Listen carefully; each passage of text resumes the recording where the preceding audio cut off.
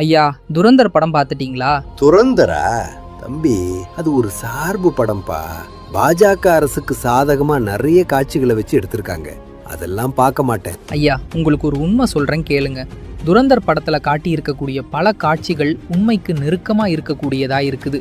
2004 முதல் 2014 வரை காங்கிரஸ் ஆட்சி காலகட்டத்தில் இந்தியாவுடைய தேசிய பாதுகாப்பு எப்படி திட்டமிட்டு பலவீனப்படுத்தப்பட்டது அப்படிங்கிறதையும், நிழல் உலக தாதாக்களுடன் அப்போதைய ஆட்சியாளர்களுக்கு இருந்த ரகசிய தொடர்புகள், மும்பை தாக்குதல் மற்றும் தொடர் ரயில் குண்டு வெடிப்புகள் போன்ற பயங்கரவாத செயல்களை தடுக்க தவறிய காங்கிரஸ் அரசின் மெத்தனத்தை தெல்ல தெளிவா காட்டியிருக்கு துரந்தர் படம். அதே போல 2014ஆம் ஆண்டிற்கு பிறகு பிரதமர் மோடியின் தலைமையில் ஒரு புதிய பாரதம் உருவாச்சு. சர்ஜிக்கல் ஸ்ட்ரைக், பாலாகோட் தாக்குதல், 370வது சட்டப்பிரிவு நீக்கம் மற்றும் பயங்கரவாத நிதியை முடக்கிய பண மதிப்பிழப்பு மற்றும் பயங்கரவாதிகளை ஒடுக்கும் திட்டங்கள் என இந்தியாவை பல மடங்கு பலப்படுத்துச்சு. இந்த உண்மையை தான் துரந்தர் படத்துல காட்டியிருக்காங்க.